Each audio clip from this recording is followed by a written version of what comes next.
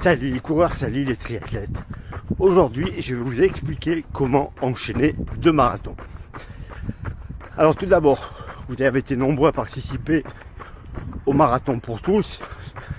Et notamment dans mes coureurs, je devais avoir au moins une dizaine de coureurs, je pense, environ, qui ont fait cette course. Alors moi, je leur avais conseillé à tous de faire ça en mode touriste, c'est-à-dire de se préparer normalement, mais de ne pas se prendre la tête pendant la course, qui était beaucoup trop difficile au niveau du parcours pour essayer de performer. En plus, c'était plus une fête géante qu'une course où on allait chercher un chrono, parce qu'il n'y a même pas de classement, je crois. Par contre, il est évident que se préparer pendant des semaines pour faire ce genre de course, c'est un peu compliqué s'il n'y a rien derrière. Et c'est pour ça que moi, je leur avais conseillé de choisir un marathon très peu de temps après celui-là. Alors, comment on fait pour enchaîner les deux? Alors, 2 cas de figure. Il y a ceux qui ont couru le marathon du début jusqu'à la fin en essayant de faire du mieux qu'ils pouvaient. Eux, ils sont dans le même cas que dans n'importe quel autre marathon. Ça va être compliqué d'enchaîner si on a moins de 10 semaines. À 10 semaines, ça passe encore. Moi, je l'ai fait souvent. On fait une semaine de récup complète. Alors, soit rien, soit de la marche, de la natation, du vélo. La semaine qui suit, on reprend les footings. Et derrière, on a 8 semaines pour faire une prépa courte qui là va marcher super bien parce qu'on est en super forme. Mais pour ceux qui n'ont pas fait la course, pour ceux qui m'ont écouté par exemple et qui ont pris ça pour une sortie longue, qui ont fait ça soit en endurance fondamentale, soit avec de l'allure marathon sur les parties plates, qui ont trottiné dans les montées, qui ont fait des photos, qui se sont baladés, qui ont profité. Bah eux, c'est très simple. On considère que c'est une très grosse sortie longue. On va quand même récupérer quelques jours. Là, aujourd'hui, on est mardi. Normalement, donc ils ont couru samedi soir, dimanche matin, puisque c'était très tôt. Bah, il suffit de faire une semaine très light, où dès demain, on va reprendre les footings jusqu'à la fin de la semaine. Sans plus, pas la peine de faire de séance. Par contre, dès la semaine prochaine, on reprend l'entraînement. Et là, au niveau de la prépa, il suffit de savoir quand est le marathon. Prenons l'exemple de quelqu'un qui, comme moi, est inscrit à Berlin. Donc récup cette semaine, petit footing. Dès dimanche, allez, pourquoi pas faire un footing un peu plus long, sans allure. Et la semaine prochaine, on reprend l'entraînement. Il restera 6 semaines, 4 semaines pour finir la préparation. Parce que là, dimanche, c'était une grosse sortie longue. À 8 semaines de la course, il n'y a aucun problème. En plus, Berlin, c'est quasiment le premier. Donc les autres vont suivre, les marathons en Hollande. En France, on a Lyon, La Rochelle, on a Porto, on a plein de marathons qui arrivent. Bah écoutez les gars, écoutez les filles, allez-y, inscrivez-vous. Vous vous êtes entraîné pendant des semaines, si vous n'avez pas couru ce marathon à bloc, mais profitez. Au contraire, vous allez être en pleine forme. Alors au niveau de la récup, comme je le disais tout à l'heure, c'est pas la même si vous avez couru 20 bornes, 30 bornes ou 42 bornes à bloc. Quand je dis couru, je parle pas d'avoir abandonné, hein, mais on peut faire 20 km à l'heure marathon et finir en footing. Donc là on n'est pas du tout dans la même séance. Donc à vous de voir combien de temps vous avez couru sur la course. On va dire que jusqu'à 30 km, vous pouvez considérer que vous avez fait une sortie longue. Si vous avez dépassé 30 km, que vous avez couru jusqu'au bout. Donc n'hésitez pas à vraiment faire une semaine off, comme je l'ai dit tout à l'heure, où vous ne touchez pas les baskets, mais rien ne vous empêche de faire du vélo, de la natation, des choses comme ça, bien entendu. Mais dans tous les autres cas de figure, vous reprenez l'entraînement la semaine prochaine. Pas besoin de passer par la semaine de footing. Une semaine light, 2-3 petites séances, et on rattaque. C'est tellement bête de ne pas profiter de la forme que vous avez actuellement, parce qu'on peut ne pas avoir couru le marathon à bloc et s'être préparé comme si on allait le courir. C'est ce qu'il fallait faire d'ailleurs, pour le faire dans des bonnes conditions et pour vous régaler. Parce que je suppose que beaucoup d'entre vous se sont pris un kiff pas possible. Moi, les retours que j'ai sont très bons, que cela soit au niveau organisation ou au niveau ambiance. D'ailleurs, n'hésitez pas en commentaire à me dire si vous regrettez d'avoir participé à cette épreuve ou pas. Moi, j'avais pas de dossard. Bon, j'ai pas cherché à en avoir parce que je savais que je pouvais pas être là. C'était l'anniversaire de ma maman ce jour-là, qui a 90 ans. Et donc je pouvais pas être à Paris. Bon anniversaire maman.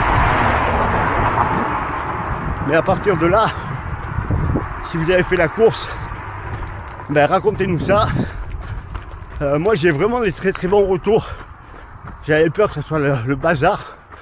Et a priori pas du tout. Donc bravo à eux. D'ailleurs, bravo à Estanguet et à toutes ces équipes, parce que franchement, ils ont réussi un super boulot. Alors moi, j'étais ni pour ni contre. Je suis Marseillais, donc la panique à Paris, je m'en foutais un peu. Mais là, je parle juste de tout ce qu'on a vu, des ambiances. Les Parisiens, ils ont été au top quand même. Parce qu'ils ont vraiment participé à l'événement. Et je pense que tous ceux qui ont été là-bas, ils n'oublieront pas de sitôt. Donc c'était génial. Tiens, j'ai une autre question pour vous. C'est quoi l'événement qui vous a apporté le plus de plaisir ou qui vous a le plus ému pendant ces jeux? Moi, ça a été très rapide. C'est quasiment le deuxième jour.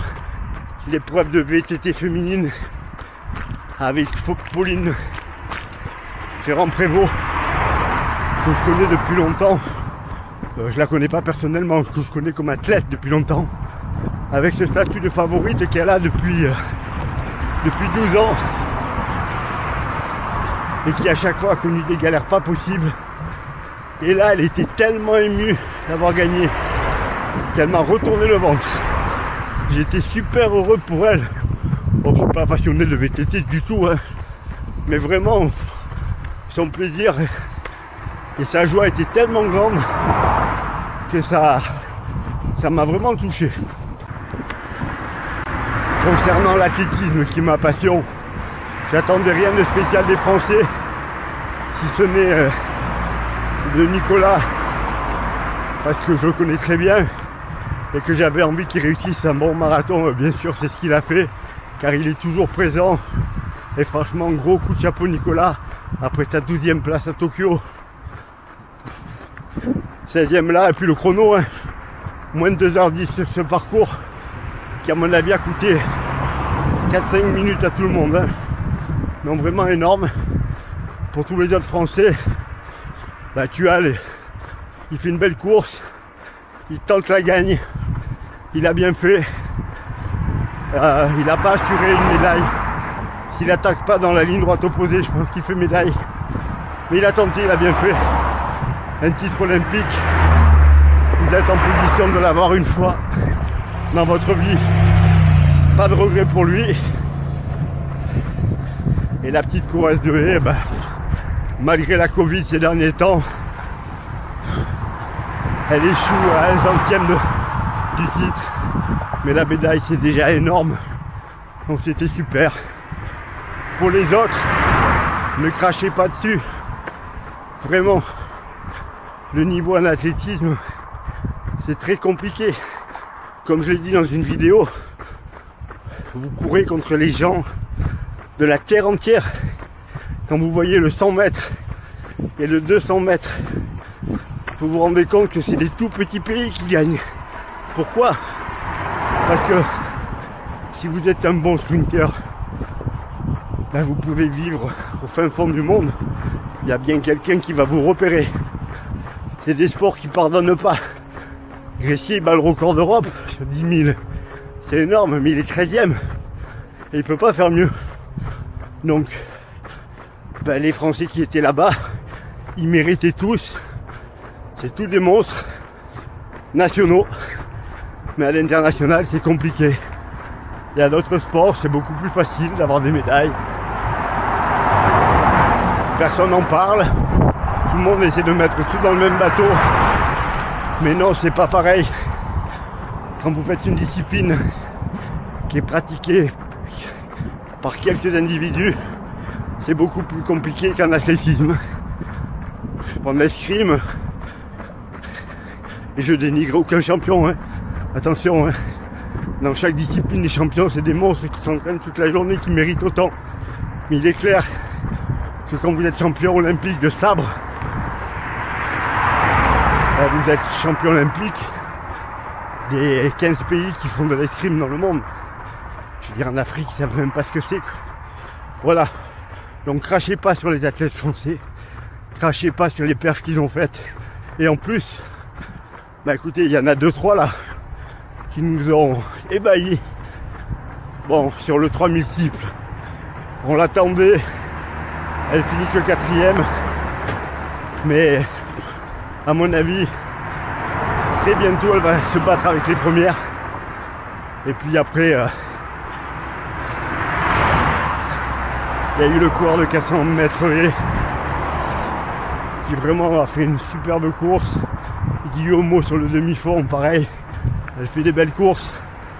Donc vraiment ne leur crachez pas dessus parce qu'ils n'ont pas de médaille.